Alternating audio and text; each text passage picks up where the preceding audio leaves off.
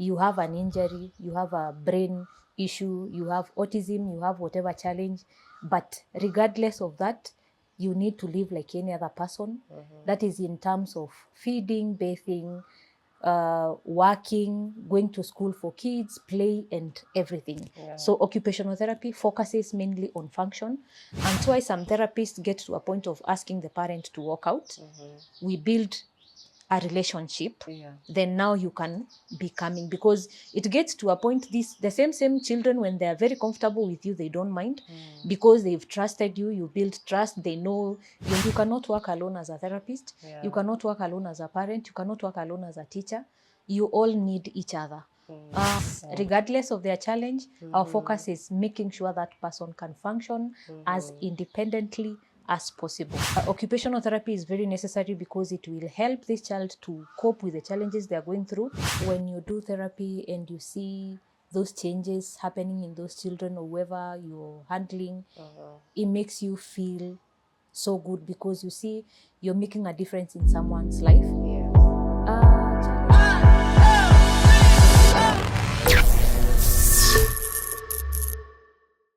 Hello, beautiful people, and welcome to another amazing episode of Autism Lifestyle.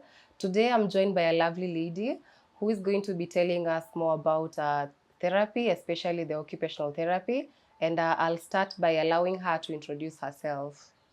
Hello, good people. My name is Doreen Gitonga. I'm an occupational therapist, qualified and practicing. Karibu sana, Doreen. Thank you. Yeah, so you've mentioned that you're an occupational therapist. So for how long have you been in this field? Let's say around 12, 13 years. That's a long time. I believe you have so much experience in this field. Yeah. So would you mind telling us how you started or how you joined the field? We just say it's just out of interest in special needs field that I found myself applying for an occupational therapy course in KMTC. Luckily, I was admitted, and that's how I began the journey. Yeah. Yes. And so what are some of the experiences that you can share with us today in the field? As an occupational therapist? Yes. I would say as an occupational therapist is both, let me say, a rewarding journey and at the same time challenging. Rewarding in terms of when you do therapy and you see those changes happening in those children or whoever you're handling, it makes you feel so good, because you see you're making a difference in someone's life. Yes.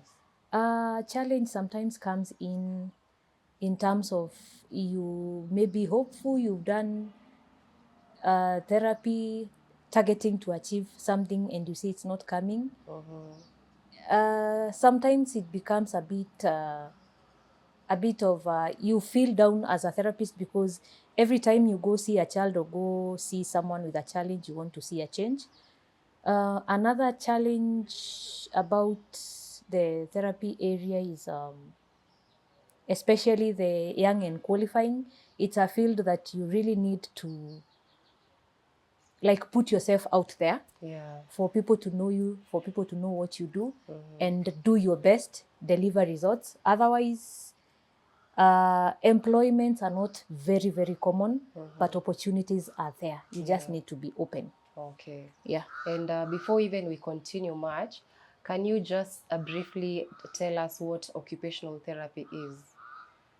Occupational therapy, I'll just try to be as simple, and I'm not going to use a lot of jargons, because then that will become a bit complicated for everyone. But I'll say occupational therapy, as you're hearing, it's occupational, but there is therapy. Occupation, it's a job, but we are not people who help people get jobs. But it's about functionality. It's about, yes, you have challenges, whether physical, mental, or anything. But as a human being, can you function as a human being regardless of the challenges you're going through? You have an injury, you have a brain issue, you have autism, you have whatever challenge. But regardless of that, you need to live like any other person.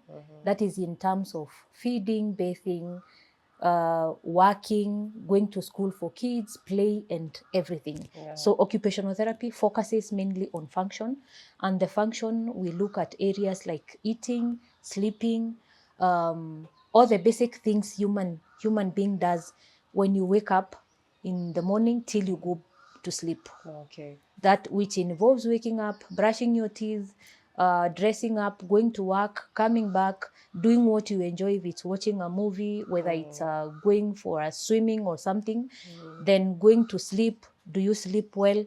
That is what an occupational therapist looks at. Okay, so basically your main aim and focus is to make an individual become independent.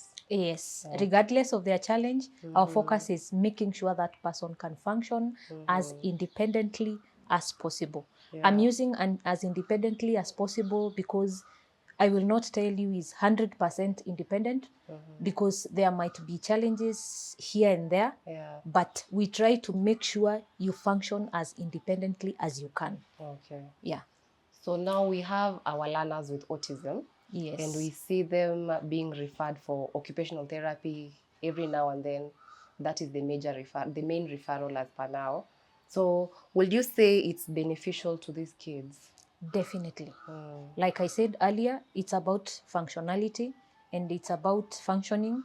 Whether the child has got to the learning stage or they are still not yet school going age, occupational therapy is very necessary because it will help this child to cope with the challenges they are going through, which in turn helps in school readiness, in readiness to face the world and life out there. Yeah. Yeah. So what are some of these, how would you advise in terms of the early, you have said you start even the readiness of school. So is there a point where you can say a child can benefit from occupational therapy and a point where you can say a child cannot benefit? Is there a timeline in terms of age? Okay, I'll say regardless of the age, the child will at some point benefit, but the earlier you do it, the better for the child. Meaning a child would, let's say, for example, a parent who takes their child for therapy or whoever starts a therapy at around 2 years or less than 2 years and whoever starts at around 7 years, there is a bit of a difference when it comes to how they achieve and the speed at which they will achieve their independence and whatever you're working on with your therapist. This is because, let's say, when you start early enough, let's say under 5 years, the brain is still developing and capturing things and everything. So whatever form of therapy that you'll be offering at that point, the child will be in a position to get it faster than when the child is beyond 5 years. Another thing, let's say, for example, when someone is 5, 6, 7 years, behavior is already formed. So when you bring this child for therapy, what happens is we will start work on breaking the habits that have been developed as a result of sensory issues and challenges that autistic children face. And then we now work on achieving other goals. Whereas when you're below 5 years, we are going to be working on only helping this child now learn. As the brain is learning naturally, we are helping the child learn the correct behaviors, what to do in case of sensory overload, help and make things like environment conducive for them where we can, if it's school, at home and everything. Life is a bit more easier for them. Early intervention also helps to equip the family and the caregivers in terms of handling this child. And you find it's beneficial to the child because when you start early enough as a parent, by the time the child gets to 6, 7 years, already you know how to handle the child. And God, that one imeenda. Utakaa tu nini uedit your part. When a parent comes much later, sometimes it becomes a bit hard because already you are into this journey, you don't know which way to go, what to do, and already like we said, habits have already been formed for the child. So working on breaking those habits cannot be therapist work alone. if I'm working on something, I will have to work hand in hand with the caregivers and the parents and everyone. So if the parent is involved early enough, the journey becomes a little bit easier for them. Yeah. Yeah, and so there's also part of behavior management when it comes to occupational therapy. Yes, there's part of behavior management. And from what I'm hearing from you, it's really important to work as a team. At the end of the Very, day. very necessary. You cannot work alone as a therapist. Yeah. You cannot work alone as a parent. You cannot work alone as a teacher. You all need each other. I normally say it's like a triangle, and for the triangle to be complete, we need a parent, we need a teacher, we need a therapist. And where there is a parent, that's where we have all the caregivers, any other person who is in this life of the child, from the parent, the father, the relatives, everyone else. And then we have, if it's a school-going child, we have the teacher, and then now we have a therapist. Yeah. All of us need to work hand in hand, and I'm going to explain this. If you take your child for therapy, you'll find your therapist is going to spend, like, let's say, 1 hour with your child. Yeah. Maybe let's say you get 2 or 3 sessions in a week. That means only 3 hours in a week. Yeah. That's when the therapist is seeing this child. True. But for you as a parent, you're spending how many more hours? For one day, we have 24 hours. You've taken this child To school. to therapy for like 1 hour. We have 23 more hours. And then the child goes to school. We have around 6 or 7 hours in school. Yeah. So the largest chunk of the day is spent with either the parent or the caregiver. True. So if a therapist comes and works for just 1 hour and everyone else phones their hearts, the rate of achieving your goals will be very, very slow, because in the process of those 23 hours or whatever hours that the child is not with the therapist, you can either enhance whatever the therapy was happening, or you can delete everything that happened during therapy. So that's why I'm insisting a therapist, a parent, and the caregivers should work hand in hand. A therapist will give the goals, or you sit down with the parent, discuss the goals that you want to achieve. It's the role of the therapist to guide the parent on the way of achieving this, and give them something we call home program that are geared towards achieving that specific goal that we are working on. Yeah. And the same is supposed to be transferred to school. You just need to tell the teachers, we are working on 1, 2, 3, 4.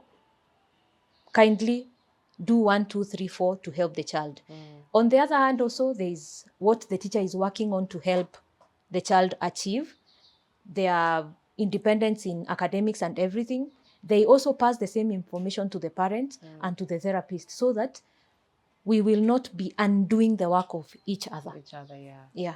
So it's important to work as a team. It is very, very necessary to work as a team. So here we are working as a team. Yeah. And you're already conducting therapy sessions to this child. Yeah. Is it advisable for the parent or the caregiver to be part of that therapy, or should the parent be outside? Because I have encountered a lot of parents who have told me that when my parent is undertaking the sessions, you find that they are being asked to walk out of the therapy session. This one now boils down or goes back to individual therapist, and individual child and individual parent. I'm saying this because there are some children that are okay when their parents are around. Yeah. They don't mind. And there are others who will be like, I cannot do anything, and not because this child is naughty or anything. They view this parent as a safe space. So if you are in your safe space, all you want is comfort. Yes. So if your mom or your dad is there, you don't want anybody to disturb you. Remember, your parent or whoever you're coming with is like your protector. So you want comfortable space, and you want to be comfortable. And some of the activities we use might be, not that they are not comfortable for the child, but they might be a bit challenging, because remember, they have sensory issues. Yeah. And we are working towards countering the sensory challenges. So some of the activities given might not be very pleasant to these children.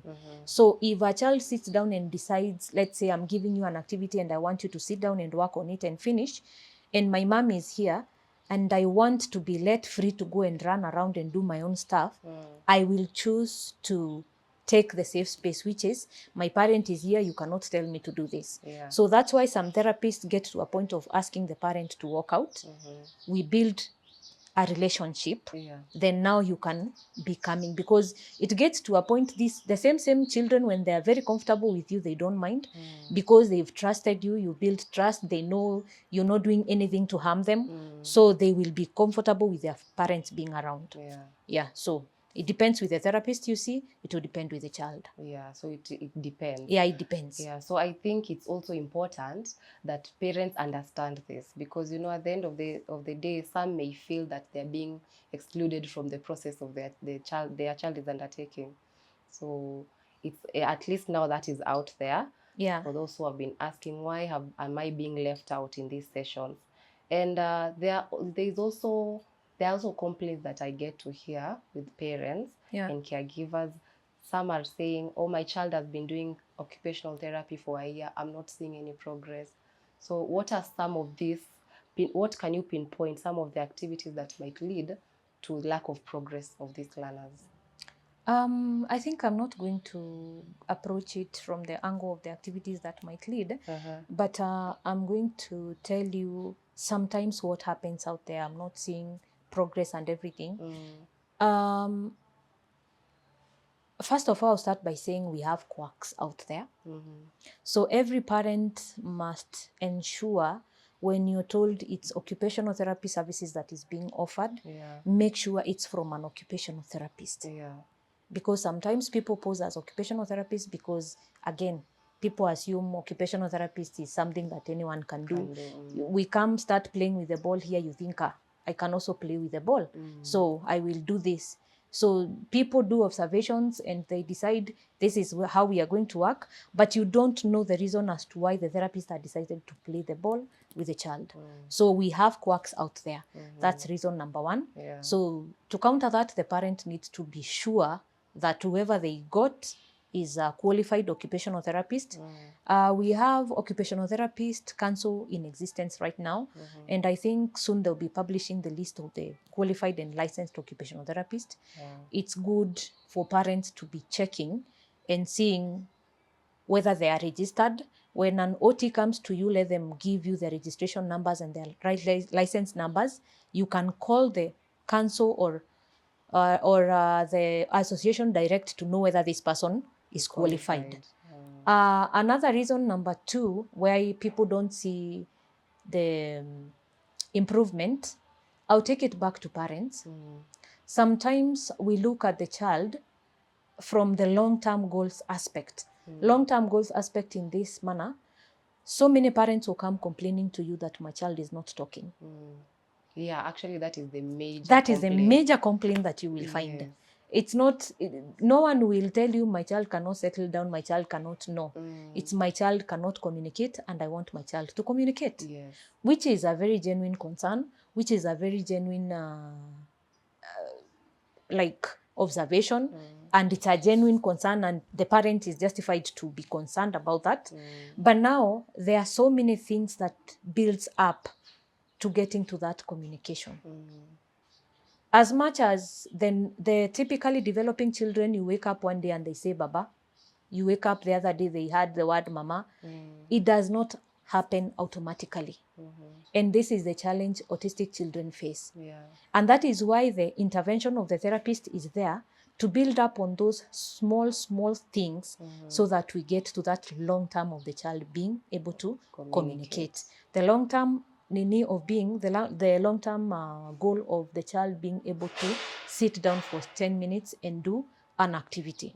So the best thing that I would say, or the best way to approach this is when you have a therapist, sit down and discuss with them the goals that you have. The day they come for assessment, sit down with them, discuss your concerns, tell them what you want to achieve. Let the therapist also guide you on the goals that they want to achieve, because you might be wanting the child to communicate. That's your major goal and it's okay. But me as a therapist, I'll not come and tell you after 2 months your child will mention this or your child will sit down.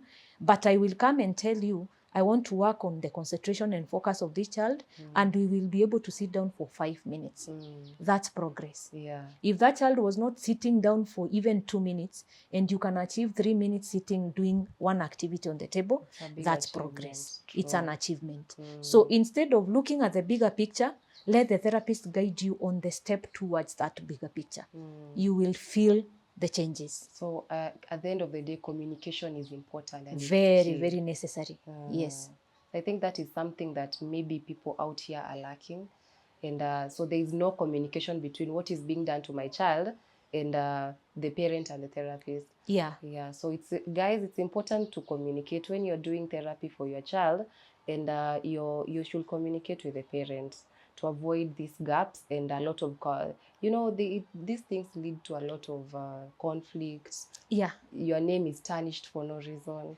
And also parents end up feeling discouraged. Yeah. They end up feeling like they are being ripped off because these sessions are not very cheap. Yeah. So when you do 1, 2, 3, 4, 5 sessions and the parent was expecting changes that they don't see any changes, they'll feel like you're taking their money and not offering the value for the money. Yeah. So communication is very necessary. And this communication is not just communication, it's clear communication. It's not you as a therapist saying, I am saying because I am the therapist. It's you sitting down with the parent and actually explaining everything. And the parents also should have in mind, this whole thing we are doing, we are targeting brain. And I always tell parents, you don't give birth to a child today and tomorrow they are walking. You don't give give birth to a child today and tomorrow they are running and doing all other stuff. Yeah. So remember, when we come to train this child, it's the same principle we are going to use in the brain. So I'm not going to start working with your child 1 session, 2 sessions, the 3rd session you want to see change. It's very rare you will see changes by the 3rd session. We give a minimum of around 2 months. By the time we are finishing 2 months, you'll have noticed some changes. Yeah. So at least patience is good. And while we are patient, both of us, that is the parent and the therapist, we need to be in clear communication. Okay. Yeah. Okay, so as we are almost coming to the end of our session, can you just slightly explain to us a scenario of what really happens during an occupational therapy session? I'll start answering that question by explaining something a little bit. Autistic children go through challenges, several challenges that we address as occupational therapists. Remember, we said when we started, occupational therapy is about functionality. Yeah. So when you bring a child to me, I'm going to look at that child as a whole, in terms of going to school, in terms of play, in terms of feeding, in terms of bathing, in terms of schoolwork, and everything else that happens to each child in a day. So let's say, for example, you've brought to me a 4-year-old boy or a girl who is in school. They have challenges in fine motor skills. They have challenges in toileting. They have sensory challenges. First of all, depending on the priority of the goals, I will focus more on independence in the ADLs, which is ADLs is activities of daily living, which is feeding at that point, dressing at that point, and toileting. And fine motor skills, because this is a child that is going to school, and their concentration and focus. And to achieve that, I will also have to do some sensory integration therapy activities that sometimes involves using of therapy ball. There is jumping on the trampoline. There is use of a ball pool, or a pool where there is therapy ball for sense of touch. Depending on the challenges again of the sensory issues that the child has, the approach might be different.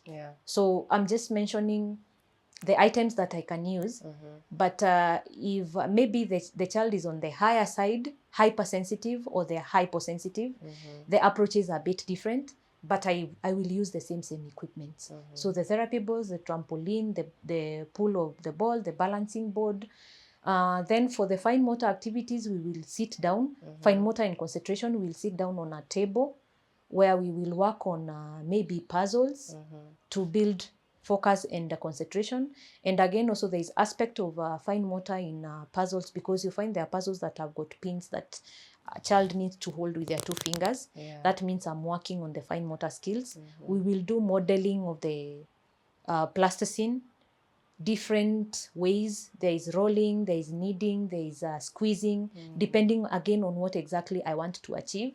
You will find me doing threading, which is putting the beads through a thread that will build on high-hand coordination, concentration and focus, and also fine motor, because again, I will hold, or the child is going to hold the bead with the 2 hands, the thread is, and as they put through, we are still working on the fine muscle or the fine motor muscles of the hand. And then when it comes to activities of daily living, most of the times we work hand in hand with the parent at home. I will give the parent a program to follow, a visual schedule for the child to be using at home, so that they will be training. Because remember, we said this with the child for a maximum of 1 hour. A maximum of 1 hour is not enough for me to do like good toilet training at that point. Even if a child goes to the toilet, it will be maybe once. So I'm going to demonstrate what needs to be done, and then explain to the parent what they are going to do at home. And toileting, like we said, there's the end goal is having that child go to the toilet, do their business and go out, but it's broken down into steps. So we break down them to steps from opening the door, coming inside, pulling down the trouser or the pants, sitting down in the toilet, doing the business, wiping, washing hands, going outside and locking the door. That's when we say, so when we are working with the parent, we break them down to steps and see how are we achieving. Can the child go and open the toilet door? Can the child sit on the potty? Can the child now remove their trouser and sit? Now, can they do their business? That's how we do it. We have visual schedules that help the child learn, because most of the children are visual learners. Oh, you've really educated us. And I think you won't mind us sharing your number, so that if any parent out there is looking for an occupational therapist, you have seen she's very understanding. She knows a lot about occupational therapy, and I think she's the best for your child. And as we come to an end, I'm really, really grateful for your time, Doreen. Thank you. Thank you for gracing us with your presence. Thank you for and a lot of information that you've shared. And I know a lot of questions have been answered, because yes, you are told your child needs occupational therapy, but what is this occupational therapy? What is my child benefiting from this occupational therapy? So I'm really, really grateful. And everyone, thank you for your time, and thank you for being with us till the end. And until next time, bye-bye. Thank you. Umepeana information critical.